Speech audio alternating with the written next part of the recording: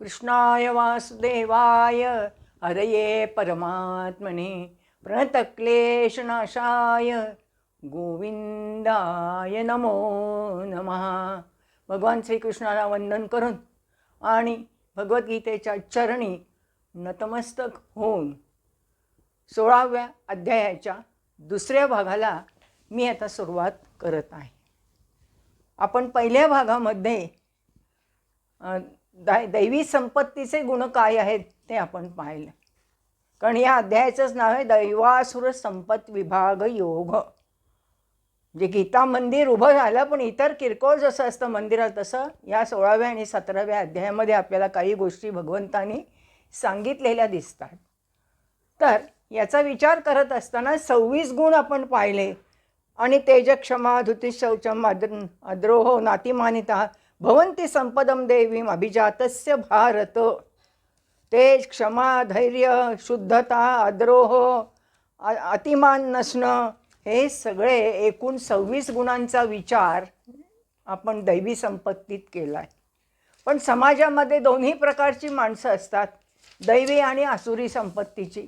तर ती आसुरी संपत्तीची माणसं कशी असतात किंवा थोडक्यात कसं काय त्यांचं विवेचन करता येईल, त्यांचे काय आहेत, आता आसुरी संपत्तीचं स्वरूप कसं आहे ते भगवंत पुढल्या श्लोकामध्ये सांगतात. दंभो दर्पोभिमानश्च क्रोध पारुष्यमेवच अज्ञानम च अभिजातस्य पार्थ संपदम आसुरम. हे पार्था, आसुरी संपत्ती कशी आहे ते मी तुला सांगतो आता.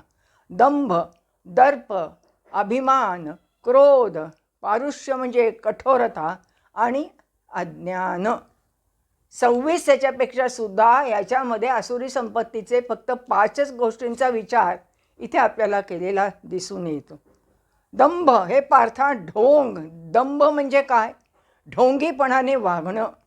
ढोंग म्हणजे कपटाने वागणं असं म्हणावं लागेल. हे सगळं आपल्याला सर्वनाशाकडे नेत असतात. दर्प आहे. दर्प याचा अर्थ घमेंड ज्याला म्हणता येईल. सात्विक सज्जन माणसं कशी असतात आणि दुष्ट दुर्जन माणसं कशी असतात ते ह्याच्यात सांगितलेलं आहे. दर्प सांगितलेलं आहे म्हणजे फार घमेंडखोर असणं, इगोइस्ट आपण ज्याला अहंकारी मनुष्य असं. अभिमान पुढे आलंच आहे. अहंकार आहे.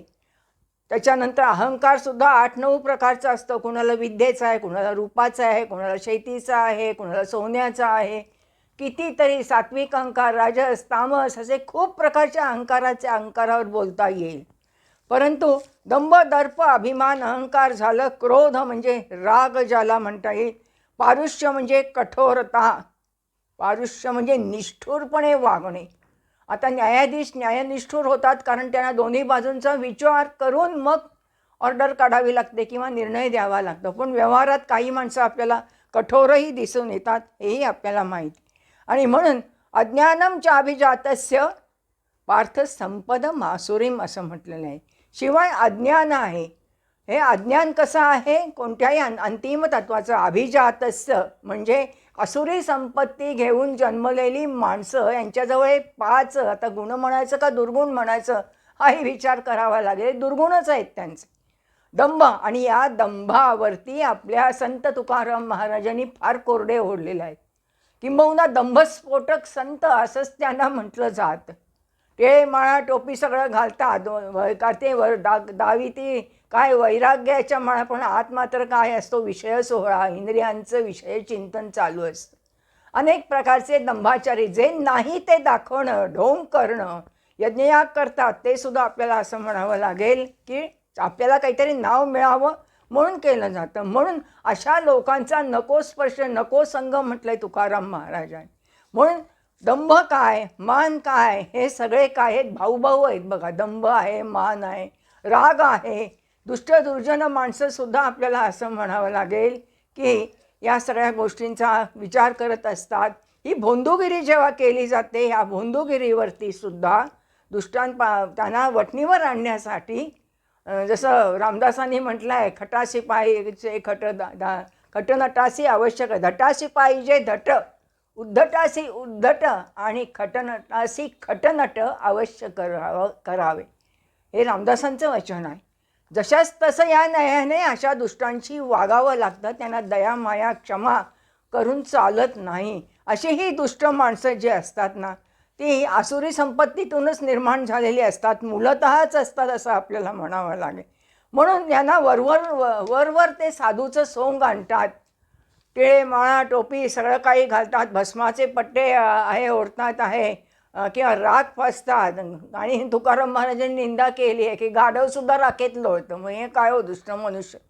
तेव्हा अशी दुष्ट माणसं आहेत, त्यांच्यापासून माणसाने सावध राहिलं पाहिजे असं आपल्याला सांगावं लागेल. आणि म्हणून विंचवाला आहे जरी कुळवालं तरी त्या विंचवाचा स्वभाव कसा असतो, नांगी मारणं. विंचू कधी नांगी मारणं सोडत नाही. तो ते गोष्ट आहे ना, त्याला वर काढतो आणि साधू पाण्यातनं जीवदान देण्याचा प्रयत्न करतो, पण तो सारखा नांगी, तो आपला स्वभाव सोडत नाही. तसं दुष्ट माणसांचं असतं असं आपल्याला म्हणावं लागेल. म्हणून अशी दुष्ट माणसं आपल्याला इतिहासात पुराणात कितीतरी दिसून येतात. औरंगजेबसुद्धा दुष्ट होता, हिटलर दुष्ट होता, दुर्जन होता, दुर्योधन, दुःशासन यांची नावं घेतली जात नाही. औरंगजेबाने गुरु गोविंद सिंगांचे असणाऱ्या दोन्ही मुलांना पळवून नेला. एका दूताकडून आणलं, त्यांना बोलून आणि सांगितलं आमचा धर्म स्वीकारा, तयार नाही झाले. आमची संस्कृती, आमचा धर्म असा सांगतो की धर्मांतर करायचं नाही. आणि म्हणून एक एक एक एक एक एक पहिल्याला आहे पहिला नंबर आणि दुसरा नंबर दोघंजण, तर धाकट्याला वाईट वाटायला लागलं की माझ्या यादी यायला भिंतीत चिणून मारतायत. केवढं मोठं साहस होतं, केवढं मोठं धैर्य होतं त्यांच्याजवळ. पण औरंगजेबाने दुष्टपणाने त्यांना ठार मारलं. इतिहासातली गोष्ट अशी गोष्ट आहे, हे आपल्याला सगळ्यांना माहीत आहे. म्हणून अशी दुष्ट माणसं जी आहेत ना, ती मुळातच दुष्ट असतात, त्यांच्यात कधीही परिवर्तन होत नाही. आधुनिक काळामध्ये अशी दुष्ट माणसंसुद्धा काय स्वतःचे असणारे प्रेयसीचे तुकडे तुकडे करून आपण पाहिलेलं आहे. फ्रीजमध्ये ठेवतात, काय उकळवतात, काय फेकून रानात जंगलात फेकून देतात. ही आसुरी संपत्तीची माणसं आहे. दैवी संपद विमोक्षाय निबंधाय आसुरीमता माशुच संपदम देवीम अभिजातोसी पांडव म्हटलेलं आहे.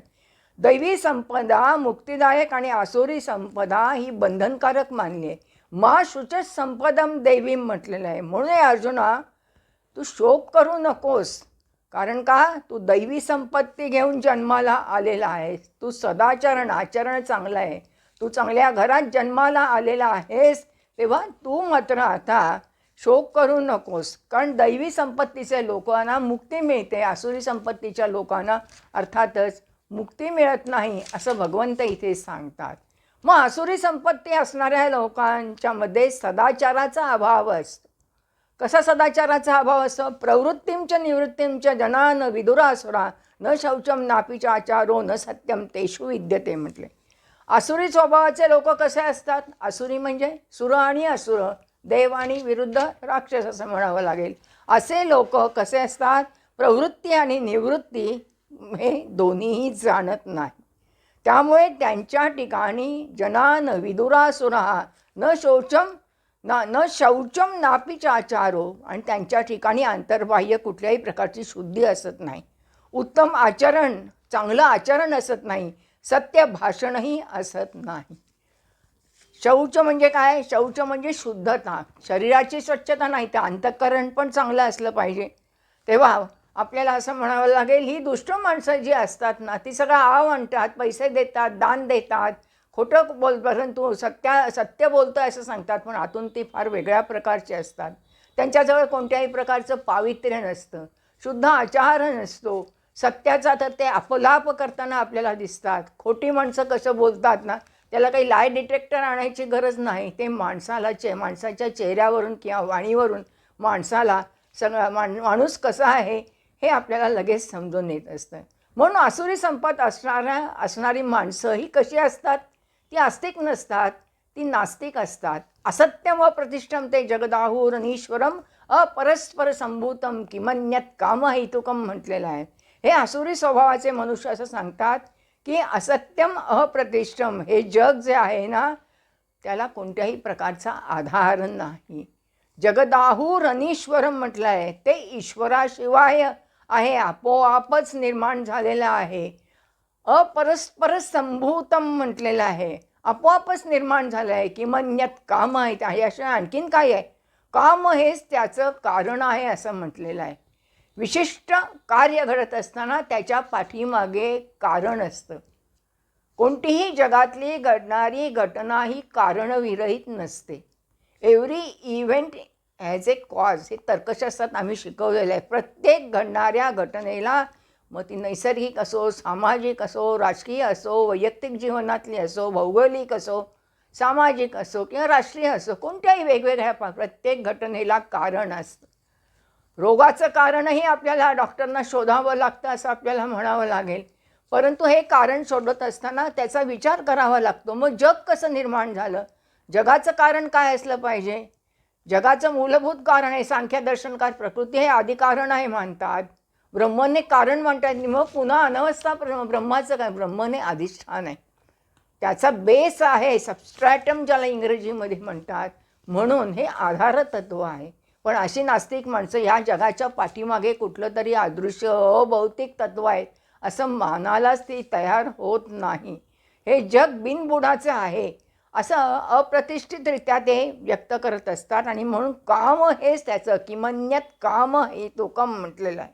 म्हणजे केवळ कामच याचं कारण आहे. मग असणारे दुराचार कसे असतात, त्यांचं वर्तन कसं असतं. एताम दृष्टी अवष्टभ्य नष्टात मानोल्पबुद्धया प्रभवंत्य उग्रकर्माणा क्षयाय जगतो हिताः असं म्हटलेलं आहे. म्हणजे काय याचा अर्थ, खोट्या ज्ञानाचा अवलंब करून, दृष्टीम अवष्टभ्य म्हटलेलं आहे, अवलंब करून नष्टात्मना म्हणजे यांचा स्वभाव नष्ट झालेला आहे. आणि ज्यांची बुद्धी अल्पबुद्धीचे लोक, मंदबुद्धीचे लोक, असे सर्वांवर अपकार करणारे क्रूरकर्मी माणसं केवळ जगाच्या नाशालाही कारणीभूत होतात. सगळं काही मीच आहे असं वाटतं, सगळं काही क्रूरकर्मी असतात. अनेक उदाहरण इतिहासामध्येही आहेत. आणि म्हणूनच आपण दुर्योधन, दुःशासन, औरंगजेब, हिटलर यांची नावं कधीच नाही. किती कोट्यवधी लोकांना हिटलरने ठार केलेलं आहे हे आपल्याला सगळ्यांना माहिती आहे. औरंगजेबसुद्धा कसा दुष्ट होता आहे हेही माहिती आहे. म्हणून या सगळ्या गोष्टींचा विचार करत असताना आपल्याला असं म्हणालं, ही माणसं कशी वागतात, त्यांना जीवनाला कोणत्याही प्रकारची परिपूर्णता नसते. सर्वांच्याबद्दल जे आपल्याबद्दल आपलं कल्याण करणारे असतात, हित करणारे असतात, त्यांच्यासुद्धा ते काय भाव जाणत नाहीत, त्यांच्याबद्दलही ते कृतज्ञ नसतात आणि खोट्या ज्ञानाचा अवलंब करतात. आणि पुढे कसं असतात, काममाश्रित्य दुष्पुरम दंभमान मदान्विता मोहात गृहीत्वा सद्ग्राह्यं प्रवर्तन्ते शुचिव्रता म्हटलंय. ते दंभ, मान आणि मदाने युक्त असलेली ही माणसं कोणत्याही प्रकारे पूर्ण न होणाऱ्या कामनांचा आश्रय घेतात. सद्ग्राह्यान प्रवर्तन्ते अशुचिव्रता आणि भ्रष्ट आचरण करणारे असतात. दंभ, मान, मद यांनी युक्त असतात ते आणि भ्रष्ट आचरण करत असतात.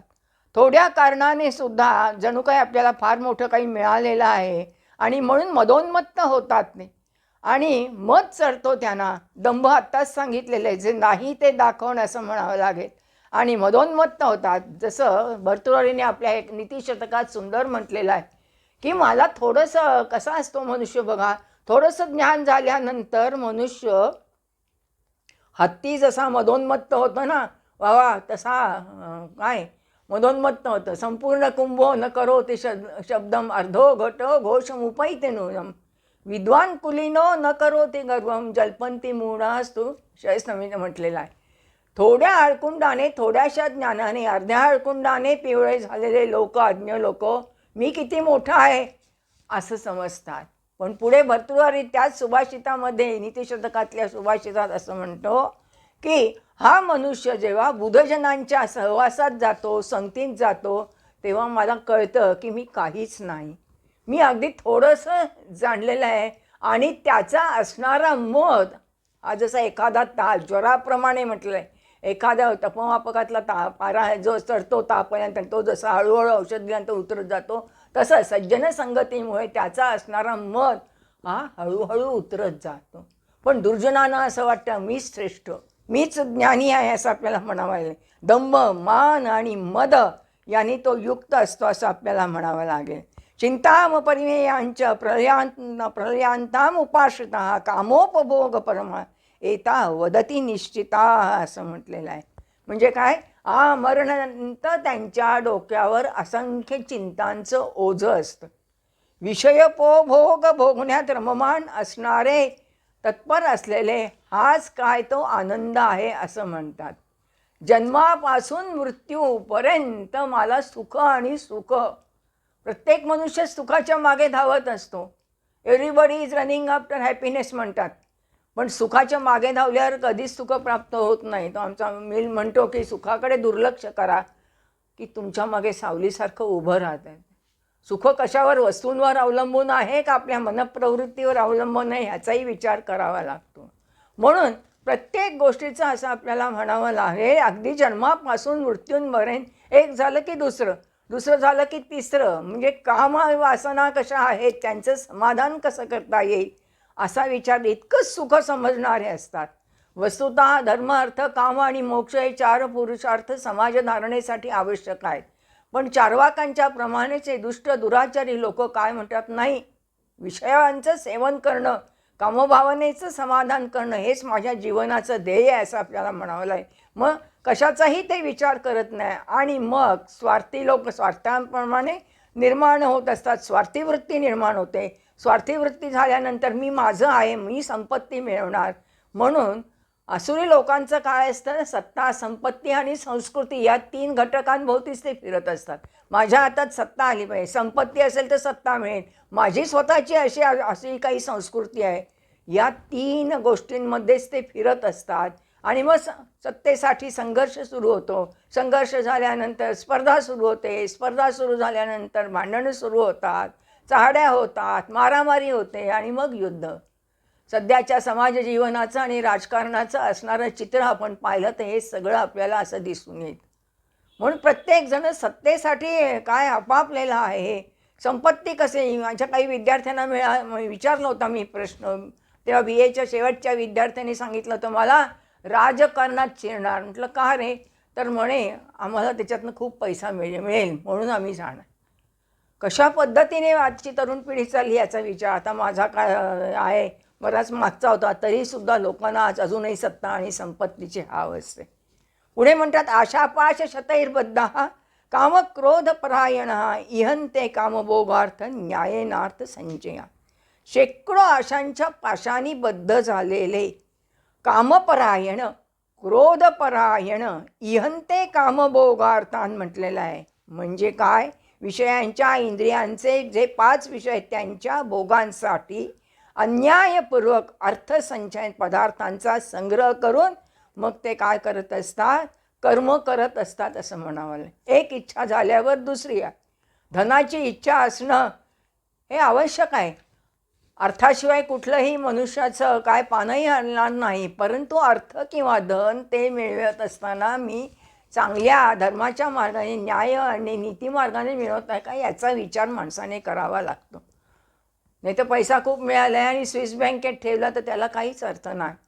तुम्ही दुसऱ्याला किंवा एखादा व्यापारी आहे मंदिर उभारतो, परंतु त्यातलं मंदिर उभारताना पैसा कुठला आहे, तिरुपती बालाजीला हुंडीत पैसे टाकतात, कुठल्या मार्गाने पैसा येतो, कुठल्या मार्गाने आपल्याकडूनही घेतात लोक आणि मग ते त्याच्यामध्ये टाकले जातात.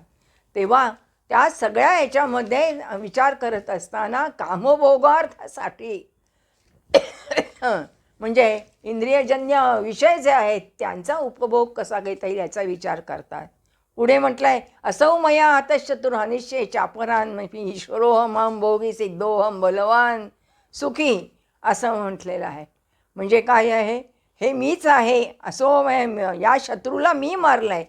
शत्रू हनिश्चय चापरान अपी म्हटलेलं आहे. दुसऱ्या शत्रूंनाही मारीन, माझ्या शत्रूला मारलं आहे आणखीन दुसऱ्या शत्रूंना मारीन. ईश्वरो मीच ईश्वर आहे, आय एम गॉड, मीच भोगी आहे, मीच सगळं ऐश्वर भोगणार आहे, मी सर्व सिद्धीने आणि मीच बलवान आहे आणि मीच सुखी आहे. मोठमोठे लोक माझ्या सुखाच्या आड जो येईल त्याला मी मारणार. समाज जीवनाचं आजचं चित्र पाहिलं तर आपल्याला असं दिसून येतं की हाव लोकांना वाढली आहे आणि एखाद्या व्यक्तीने प्रेमसंबंधात सुद्धा नकार दिला तर त्या व्यक्तीला संपवलं जातं. ही व्यवहारातली आपण आत्ता 5-6 महिन्याच्या खाली आलेली उदाहरणं आपण पाहतो. एकतर्फी प्रेमातून कशा हत्या घडतात. म्हणजे माझ्या सुखाच्या आड आला तर त्याला मी खलास करीन, त्याला जीवन जगण्याचा अधिकार आहे किंवा नाही याचा काहीच विचार केला जात नाही. आणि म्हणून आसुरी संपत्तीच्या लोकांमध्ये माझा सारखा संघर्ष, सारखी चिंता, माझं सुख कसं आहे, मीच बलवान आहे, मीच सुखी आहे असा गर्व त्यांना चढतो. मग त्यांना काय मिळते, त्यांना कोणती गती मिळते, भगवंत सांगतात आढ्योबी जनवान अस्मी कोन्योसी सदृशो मया. यक्षे दास्यामी मोदिश्य इत्य ज्ञान विमोहिता म्हटले. आढ्यताखोर, आपण व्यवहारात सुद्धा आढ्यताखोर असा शब्द. आढ्यताखोर म्हणजे काय? म्हणजे गर्व आहे, गर्विष्ठ. मी श्रीमंत आहे, माझ्याशिवाय दुसरं कोणी नाही. आढ्योवी जनवानस्मी, मोठे कुटुंब असणारे. कोण्योस्ति सदृशमया, माझ्यासारखं दुसरं कोणीही नाही, मीच श्रेष्ठ आहे. यक्षे दास्यामी मोदिश्च इत्य ज्ञान विमोहिता म्हटलेलं आहे. माझ्यासारखा दुसरा कोण आहे? मी यज्ञ करीन, मी दान देईन, इत्य ज्ञान विमोहिता म्हटले आहे. आणि त्यामुळे ते ज्ञानविमोहित झालेले असतात. अज्ञान विमोहित, अज्ञानाने मोहित झालेले असतात. अनेक चित्त विभ्रांता मोहजाल समावृता प्रसक्ता कामभोगेशी पतंते नरक हे शुचव म्हटलेलं आहे. म्हणजे काय? अनेक चित्त त्यांचं असं भरकटलेलं असतं. अनेक चित्त विभ्रांत, गर्व आहे, पण सगळं अज्ञानामुळे झालेलं आहे. इतकं ज्ञान, अज्ञानामुळे मोह निर्माण झालेला आहे. म्हणजे मीच सुजन, मीच सज्जन, मीच श्रेष्ठ, मी सांगेन ती पूर्व दिशा, असं असल्यामुळे ते गर्वाने फुगून जातात. म्हणून मी दान करणार आहे, मी यज्ञ करणार आहे, मी माझ्या हातात एवढा पैसा की मी सगळं जगसुद्धा विकत घेऊ शकतो, मी तुमचं घर विकत घेऊ शकतो, मी जग विकत घेऊ शकतो, मी खूप मिळवू शकतो, असा अहंकार त्यांना निर्माण झालेला असतो. अशा प्रकारे अज्ञानाने मोहित झालेले लोक काय असतात? मोहजाल, मोहाच्या जाळामध्ये अडकतात. त्याच्यामध्ये ते काय होत असतात? फसतात असं आपल्याला म्हणावं लागेल. आणि प्रसक्ता कामभोगेषु आणि पतंती नरके शुचौ म्हटलेलं आहे. विषयांच्या भोगामध्ये आसक्त झाल्यामुळे शेवटी नरकाला जातात. आता बुद्धिप्रामाण्यवादी म्हणतील की स्वर्ग काय नरक काय हे इमॅजिनरी आहे. पुराणांमध्ये नरकाची अनेक उदाहरणं आहेत. रौरव नरक म्हटलेलं आहे, अनेक प्रकारचे नरक सांगितलेले आहेत. स्वर्ग म्हणजे जिथे आनंदी आनंद असतो असं सांगितलं जातं, पण त्याचा अर्थ वेगळा आहे. नरकौ शुचौ म्हणजे काय? वाईट मार्गाला जातात, ते वाईट योनीमध्ये जातात असं म्हणावं लागेल. विषयभोगात आसक्त असणारे असे लोक अपवित्र असणारे अशा नरकामध्ये म्हणजे खालच्या दर्जाच्या योनीमध्ये त्यांना जन्म प्राप्त होतो. मग ती असुरी प्रकृती असणाऱ्या माणसांची लक्षणं कशी आहेत? आत्मसंभाविता स्तब्धा धनमान मदान्विता यजंते नाम यज्ञेस्ते दंभेन विधिपूर्वकम. स्वतःला श्रेष्ठ मानणारे, मीच स्वतः माझी स्तुती करून घेणारे, स्वतःची स्तुती करून घेणारे, माझी कीर्ती सांगणारे, मी एवढं केलं, मी तेवढं केलं म्हणून सगळीकडे डंका पिटणारे किंवा आपलं महत्त्व सांगणारे असे लोक, गमेनखोर लोक, धन आणि मान याने काय? या मदाने धन मान मदान्विता म्हटलं आहे, उन्मत्त होतात. यजंते नाम यज्ञेस्ते दंभेना विना, आणि केवळ काय म्हणावं लागेल? यज्ञ करतात, परंतु शास्त्रविधीहीन यज्ञ करतात. दिखाऊपणा, शो याच्यासाठी यज्ञ किंवा दान हे करत असतात असं सांगावं लागेल. म्हणून अशी त्यांची लक्षणं आहेत असं भगवंत इथे सांगतात. म्हणून आपल्याला असं म्हणावं लागेल, उद्धटपणा, उर्मटपणा, उन्मत्तपणा हे वाईट गुण आहेत. विद्या विनयेन शोभते, नम्रता असेल तर आहे, परंतु सत्ता हातात आली की माणसं उद्धट होत. मी कोण आहे समजत नाही का तुला? तुझ्यासारखे अनेक पाहिलेत असेही म्हणणारे लोक असतात. राज्याच्या राजकारणामध्ये विचार केला तर असे लोक आहेत. संघर्ष निर्माण होतो, त्यामुळे स्पर्धा सुरू होते आणि एकमेकांचा जीव घेण्यापर्यंत मारामारी होते. आपण पाहतो पाखंडी आहेत झालेले सगळे लोक म्हणावं लागेल. अहंकारम बलम दर्पम कामं क्रोधंच संश्रिता मामात्मपरदेहेषु प्रद्विष्यंतोभ्यसूयका म्हटलेलं आहे. अहंकार, बळ, दर्प म्हणजे घमेंड, काम, क्रोध इत्यादींच्या आहारी गेलेले, दुसऱ्यांची मामात्मपरदेहेषु म्हटलेलं आहे. म्हणजे आपल्या स्वतःच्या आणि दुसऱ्यांच्यामध्ये असणाऱ्या याला काय अंतर्यामी जो आत्मा आहे त्याचा द्वेष करणारे असतात. त्याच्यानंतर दुसऱ्यांची निंदाही करणारे असतात असं म्हणावं लागेल. म्हणून ह्या आधीचं मरकट तशा त्याची मद्य प्यायला, तशा त्याचं काय वृश्चिक दंश झाला, मग विषबाधा झाली असं असं हे आहे माहिती आहे आपल्याला. आणि मग अशी त्याची अधोगती सुरू होते. वस्तुतः वर उंचावर गेल्यानंतर संसार सागर किती क्षुद्र आहे असं आपल्याला दिसून येते. उंच शिखरावर उभे आहोत आणि आपण उन्नती केल्यानंतर किती संसार क्षुद्र आहे हे माणसाला कळून येतं. परंतु ते कळायला तेवढी बुद्धीही असावी लागते. म्हणून दुसऱ्यांच्यामध्ये आणि स्वतःमध्ये स्थित असणाऱ्या माझ्या अंतर्यामीचा द्वेष करतात. हे असं काही नाहीच मुळे अभौतिक तत्व वगैरे चैतन्यमय तत्व. म्हणून द्वेष करणाऱ्या नराधमांना कुठली योनी मिळते? तानहम विशत क्रूरान संसारेषु नराधमा क्षिपाम्यश अशुभान आसुरी श्वेव योनिषु म्हटले. त्या द्वेष करणाऱ्या पापी क्रूर कर्म करणाऱ्या नराधमांना मी या संसारातून आसुरी योनीत ढकलत असतो. परमेश्वरच त्यांना आसुरी योनीत म्हणजे खालच्या योनीत नीच योनीत ढकलत असतो. वारंवार राक्षसी स्वभावाची माणसं ही असं खून करतात किंवा दुसऱ्याचा जीव घेतात, युद्ध करतात, संघर्ष करतात आणि त्यांनाही शेवटी अशी स्थिती त्या नराधमांना मी आसुरी योनीतच टाकत आहे. आसुरी योनी म्हणजे क्षिपावी म्हणजे टाकतो, वाईट योनी, खालच्या दर्जाची योनी. आसुरीम योनी मापन्ना मूढा जन्मनी जन्मनी माम प्राप्येव कौंतेय ततो यांत्य धमाम गतीम म्हटलेलं आहे. 7 ते 20 या श्लोकामध्ये आसुरी लोकांचं सगळं आसुरी संपत्तीच्या लोकांचं वर्णन आलं आहे. म्हणून ते मूढ मला प्राप्त नव्हता. जन्मोजन्मी एक जन्म झाल्यानंतर दुसरा झाल्यावर तिसरा ज्या आसुरी योनीतच जन्म घेतात. उलट त्याहूनही अतिनीच गतीला प्राप्त होतात, अर्थात नरकात जातात. असे सगळे जे काय दुसऱ्याचा जीव घेणारे आहेत, तुकडे तुकडे करून फ्रीजमध्ये ठेवणारे, हे सगळे आसुरी संपत्तीचे लोक आहेत असं म्हणावं लागेल. कोट्यावधी लोकांना ठाण मारणारे किंवा आत्ता सध्या जी गेल्या वर्षी युद्ध झाली त्याच्यामध्ये निष्पाप लोकांना ठाण मारणारे. आता लोक आम्ही सांगतो तर ख्रिश्चन धर्म आम्ही सांगतो तेच खरं, मुसलमान म्हणतात कुराण सांगते तेच खरं, हिंदू धर्मामध्ये आम्ही सांगतो तेच खरं असं. पण सगळीकडे नरकाची कल्पना आहे किंवा नीच योनीचीही कल्पना आहे. ईश्वर निर्गुण निराकार असला तरीसुद्धा आपल्याकडे सगुण साकार रूपात त्याची उपासना किंवा भक्ती केली जात. पण प्रत्येक धर्म आपापला सांगतो नाही असं आहे. चांगली माणसं जी आहेत ती कुठे उंच जातात, वर जातात, उन्नती करून घेतात. नीच माणसं अशी जात असतात. शेवटच्या श्लोकांमध्ये काही सांगितलेलं आहे की आसुरी संपदेचे काम, क्रोध, लोभ ही नरकाची द्वार आहे. दीज आर द 3 काय म्हणावं लागेल नरकाची द्वार, डोअर्स ऑफ काय म्हणावं लागेल हेल. त्रिविधम नरकस्य द्वारम नाशनमात्मना कामक्रोधस्तथा लोभस एतत्त्रयम त्यजेत म्हटले. एतत्त्रयम त्यजेत म्हटले. लोभस तस्मात एतत्त्रयम त्यजेत.